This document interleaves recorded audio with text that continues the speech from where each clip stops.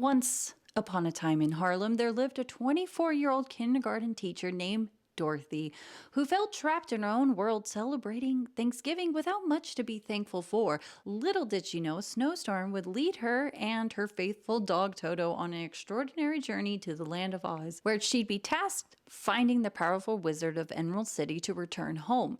As she embarked on this adventure, she crossed paths with intriguing characters, each dealing with their own struggles, and faced the menacing Eveline, sister of the Wicked Witch Evermean.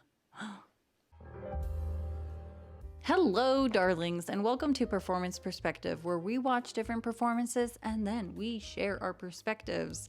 If you're new here, hi, I'm Kara Darling, your performing arts commentator, and today we're talking about The Wiz. And the thing is, I do enjoy The Wiz. I'll give more of my opinion near the end.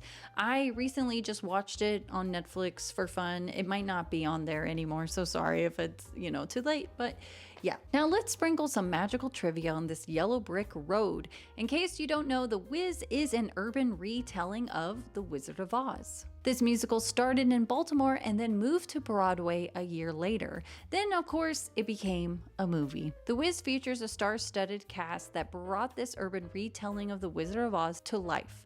Diana Ross shines as Dorothy, embarking on a magical journey to the land of Oz, with Michael Jackson as her endearing scarecrow in search of a brain, Nipsey Russell as the rust-free Tin Man yearning for a heart, and Ted Ross as the cowardly lion seeking courage.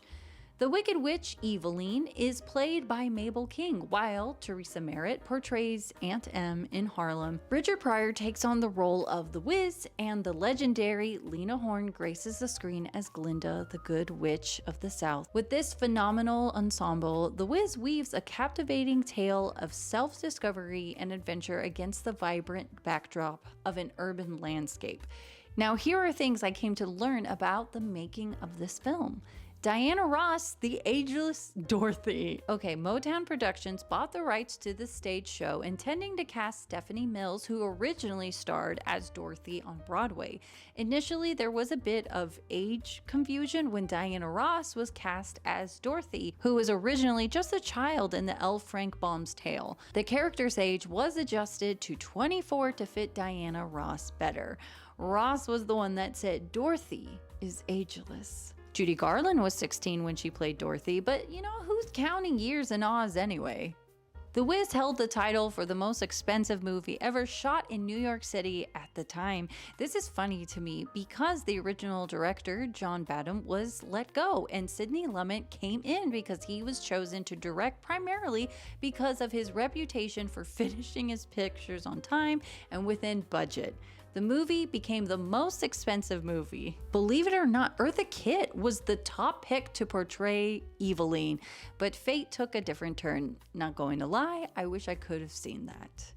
The catchy tune, You Can't Win, sung by Michael Jackson, was originally intended for the stage, but it found its way in the movie. It even made it onto the Billboard Hot Soul single chart. Diana Ross lobbied fiercely for the role of Dorothy, despite concerns about her age. She also played her cards right by securing Michael Jackson as the Scarecrow.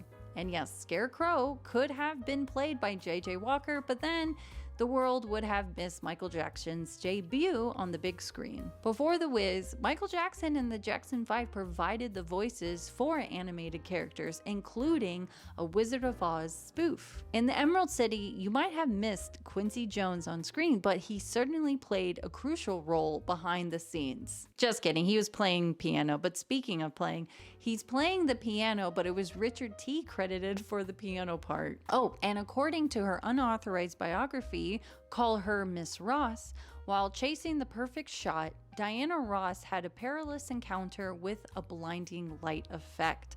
She was hospitalized and nearly blinded. The Wiz returned to L. Frank Baum's story, opting for Silver Slippers and Good Witches, a nod to the original tale indeed. Speaking of shoes, if you look closely, the lion has high heels on. They built boot heels under his footballs for Ted Ross. A clever trick to keep the king of the jungle balanced. I recommend watching I'm a Mean Old Lion. Man, it puts me in a good mood. And if I happen to let you slide,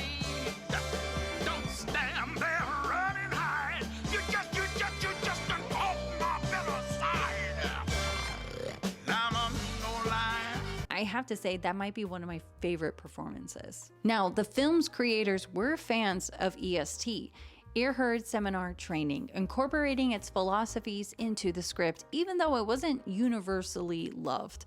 And here's the surprising twist. Despite all the glitz and glamour, The Wiz didn't quite click with the audiences. With a budget of $24 million and box office earnings of just $13.6 million, it went down in history as a commercial miss. Which is a shame because the Broadway musical was a critical success, earning 7 Tony Awards, including the award for Best Musical, Best Costume Design, and Best Choreography.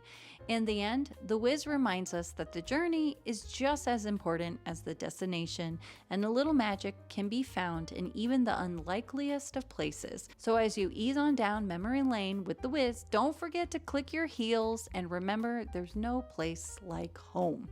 Wait, I want to point out something, because when Dorothy is clicking her heels to go home, she's never seen getting Toto, but then she appears to be carrying him once she's back home. So I'm glad that that worked out.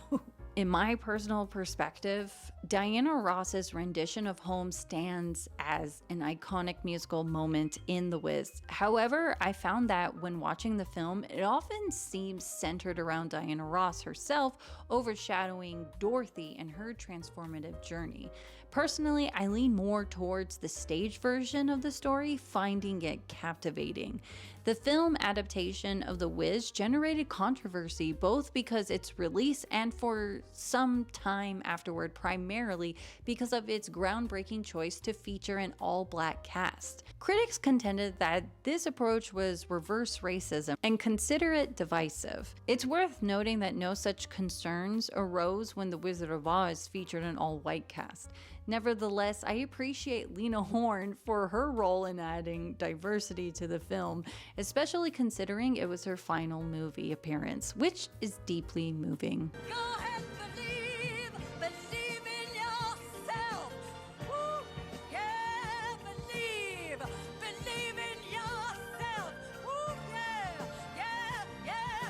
While I value the importance of versatility and diversity in the entertainment industry, I also believe it's not essential for me to be represented in every production. We can all coexist and enjoy a wide range of artistic expressions. Now, don't forget, my dear darlings, to show your support by liking and subscribing. I'm curious to hear your thoughts on The Wiz. I mean, do you believe it can be seen as reverse racism? Share your opinions, and without further ado, take care, darling.